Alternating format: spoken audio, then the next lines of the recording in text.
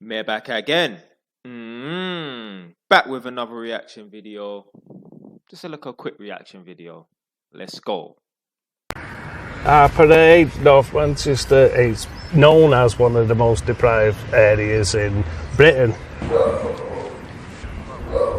Debt is massive, housing is a big issue.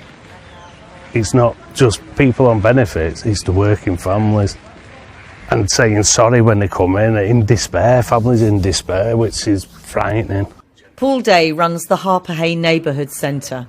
He says he's never seen things so bad. Rents round here have gone up £600 to £1,200 a month. We're doing, sadly, 2 food banks a week. We do free cafe for the local people to make sure they get a feed. We have wellbeing classes for the older people. We've got youth sessions. Gloves up, people. Come and get some pizza. So, food first. But Dean Byrne and Lisa Davenport are here for the weekly meeting run by the charity Debt Justice to share stories and look for solutions for people struggling with debt as it collides with the cost of living. The only solution is to get out and work harder. Find a job where you can work overtime so that you can maximise the amount of money that you can earn per day. Somewhere along the line something's gone wrong, and we understand, I think, that prices do have to rise, but it's gone like that, and how is anybody able to afford that? Lisa runs a youth charity. There's no surprise that cost of living is a top issue for voters.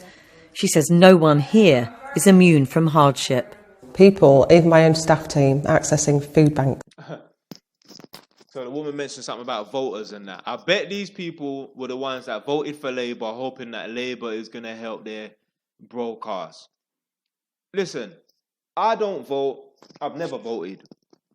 If I was going to vote, I would vote for Bruv. That's Andrew Tate's political party. I believe he started or going to start. But I would never vote for Labour. All Labour are concerned with is, helping out the poor, helping out the broke people that couldn't bother to help themselves. Yeah? This is the way it's supposed to be. The rich get richer, and yes, the poor get poorer, because the rich keep doing the thing that they were doing to get rich, and the broke people are going to continue to do the same thing that they've been doing over the years, and that's going to lead them to become more poor. So yeah, the rich should get richer and the poor should get poorer. What Labour want to do is they want to come in and even out the playing field. Nah, they don't deserve for the playing field to be evened out if they ain't putting the Ross Clark work. Our clothing banks. Your own staff? Our own staff, yeah. I run an organisation because everybody's in the same boat. I'm struggling myself and more... Excuse me. Yo, I ain't in the same boat as these people. Do you know why? Because I put the fucking work in over the last decade of my life. I see more and more people struggling. I mean, I'm over 60 and, I'm looking at trying to get back into work. Over 60 without 2 pence. How can a man be 60 years old talking about getting back into work? Yo, when you're 60 years old, yeah, you should be thinking about retirement. Man's 60 years old with 2 pence, not 2 pence to rub together. Do you feel a disconnect between what you hear from any or all of the politicians and what is happening here to you and to the people you know? Absolutely. Yes, yeah. Our children, what hope have they got? I'm trying to inspire and raise aspirations of young people, and they see this level of poverty and don't see a way out of it. It's like an epidemic of... Yeah, an epidemic of lazy people. The only way to get out of poverty, yeah, is property. But yeah, the only way to get out of poverty is hard work. Sorry, I'm just enjoying my popcorn, guys. But the only way to get out of poverty is hard work. Not sitting and wishing, not fucking voting for Labour. Hard work, hard grind, sacrifice.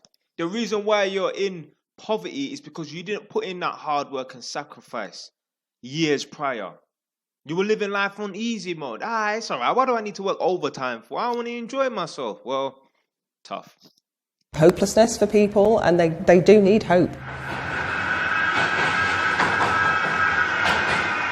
They need a job application form.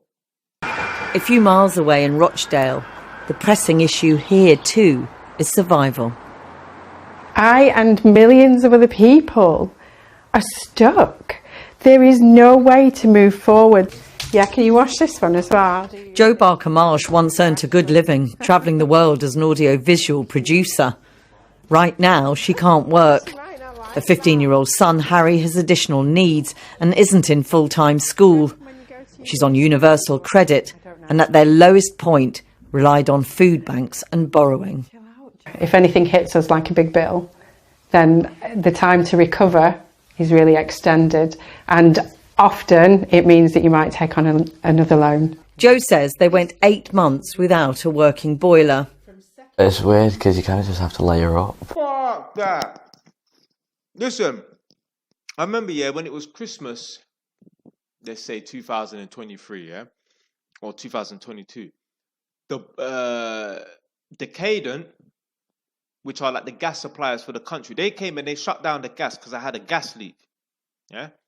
So I had no boiler because there's no gas. So the boiler weren't going to work because there's no gas to feed the boiler.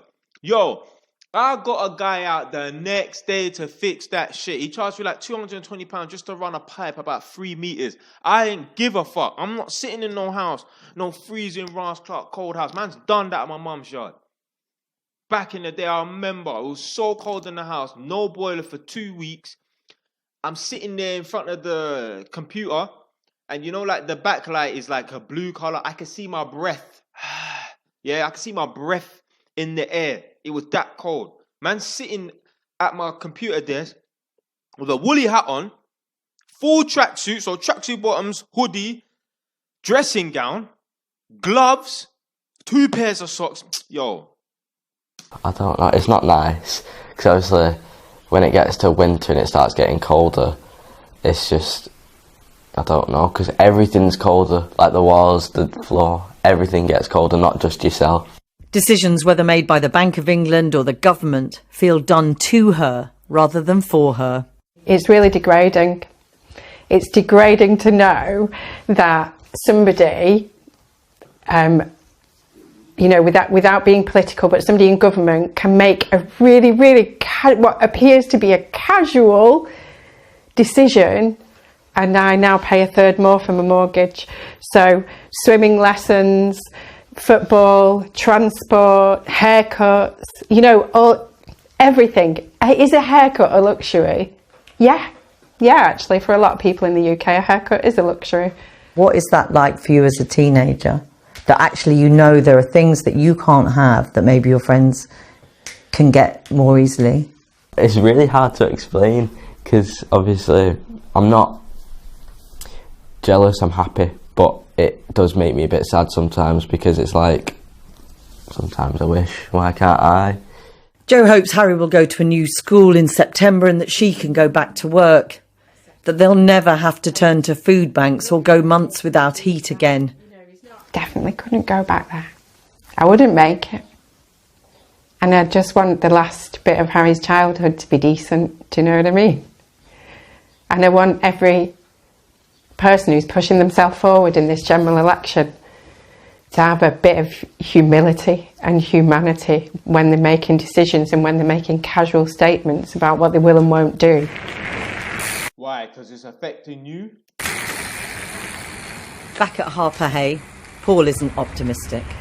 Do you get any sense that they understand what the cost of living crisis actually means here? No, not at all. They haven't got a clue. Come and live it. Come here instead of going on money corporate dinners. Come here, spend a day with us, see what the people are saying. Live that. So whoever wins has work to do. Promises to improve lives are one thing. Convincing people here they will deliver, that is a task in itself. Right, that's it for today, man. Just thought I'd just do a little quick reaction video. I ain't done one in a little while. Stay wise, done now.